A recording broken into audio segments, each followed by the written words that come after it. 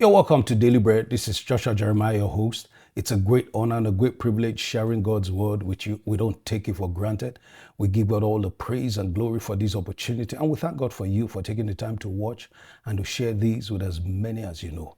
Please continue to do that. Help us spread it everywhere. So this way you can get to the ends of the earth, blessing, impacting, and transforming the lives of many to the glory of God in Jesus' mighty name.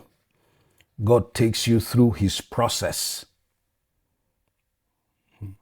Before God will bring you to the fulfillment of his promises, his word, the dreams he's giving you, he will take you through his process. God takes you through his process. That's what we're looking at. Joseph was sold by his brothers. Their intention was getting rid of the dreamer whom they had come to hate because of his dreams. They hated him because of his dreams. Hated him for two reasons, basically. Number one, because their father loved him more than they all. More than them all. He was loved. And then secondly, because of his dreams. And so they thought by selling him, they were getting rid of him, but didn't know they were sending him to where the dreams of God for his life would be fulfilled. Oh, sometimes God will give you dreams, give you words, but your present location might not be where they will be fulfilled. Might not be. That doesn't mean everyone. But if he's going to take a different location for it to be fulfilled, God will orchestrate that and see that he takes you there to bring you to fulfillment. So their selling him was part of God's plan, God's process for Joseph's life. They thought they were getting rid of him, but they didn't know they were sending him to where the dreams God's given him will be fulfilled. They sold him, but it was part of God's process for his life. And years later, you remember when Joseph spoke to his brothers, "You sold me, but God sent me." I love those words. He said, "You sold me, but God sent me." Each time I read that and think about that, I just look at the humor of God. Look at God's way of sending him. He went in chains as a slave, but that was God sending him there. Joseph, let's read Genesis 45, verse 3 to 8. Then Joseph said to his brothers, "I am Joseph. Does my father still live?"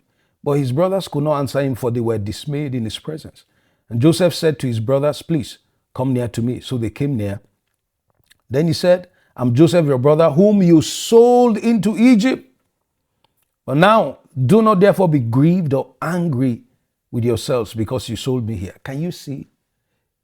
This was not a man who was grievous at what they had done to him. That time had passed, because now he had seen the reason.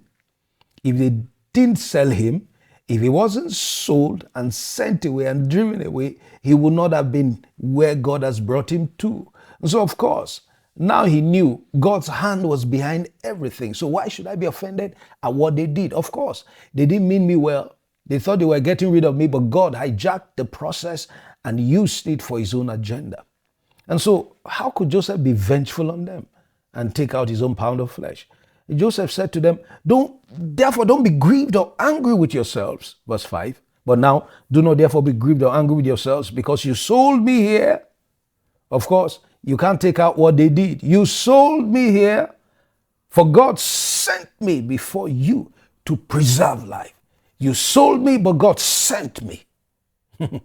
For these 2 years, the famine has been in the land, and there are still 5 years in which there will be neither plowing nor harvest. They didn't know. They only knew famine was 2 years. They didn't know that the famine was going to last for another 5 more years, 7 years. They didn't know until he told them. And this is the reason why I'm here. God sent me here to preserve your lives. Verse 8. Joseph was still speaking. And God sent me before you to preserve a posterity for you in the earth and to save your lives by a great deliverance. So now it was not you who sent me here, but God. You didn't send me here. God did. You sold me, but God sent me here. And he has made me a father to Pharaoh and Lord of all his house and a ruler throughout all the land of Egypt. Hear me well. May God use everyone and everything to bring to fulfillment all his plans and purposes for your life. this will not be all comfortable and sweet and easygoing, no. Because some of the experiences will be like Joseph. Some people that you know and you love and care might betray you, but it might all be part of God's process for your life. Some people you have labored and invested heavily on might turn their backs on you, but it can just be part of God's process of bringing you there. But may God use everyone and everything to bring to fulfillment all his plans and purposes for your life. When Joseph was in Potiphar's house after he was sold and bought by Potiphar, when he was in Potiphar's house, he was falsely accused for what he didn't do, couldn't defend himself. Oh, those processes do happen. God will bring you to a place where you'll be accused for what you didn't do and you can't defend yourself. Part of his process. He was thrown in jail for that. While in prison, Joseph was busy interpreting the dreams of others while his own dream was still pending, waiting for when they would be fulfilled. He was thrown in prison, and then God began to use him to interpret the dreams of others, the butler and the baker. You know why God was doing that? God kept him busy by putting to use the gifts he had given him for free. He was using them for free. In the process, Joseph was honing or sharpening his gift in waiting for when it would be needed on a national scale. That was what was going on. When he interpreted the dreams of the butler and the baker, that was what was going on. That was what was going on. He was sharpening his skill, was honing his gift, waiting for when it would be needed on a national scale. This is also part of God's process. I'd like you to take note also, when Joseph was thrown into jail for what he didn't do, he became the property of the state. No more a private property. Before then, he was owned by Potiphar. He was Potiphar's property. Only Potiphar could set him free because he bought him.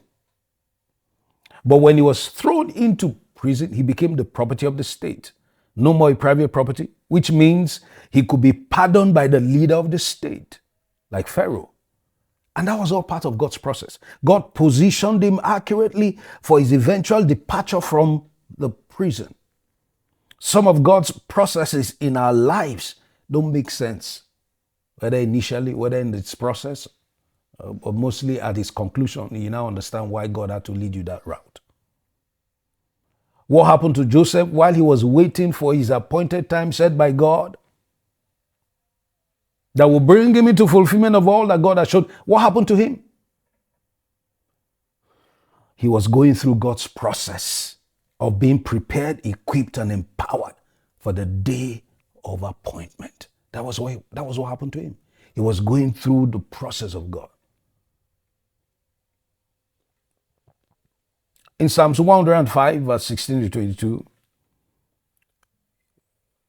moreover, he called for a famine in the land. He destroyed all the provisions of bread. He sent a man before them, Joseph, who was sold as a slave. God sent him there, and he went as a slave. They hurt his feet with fetters.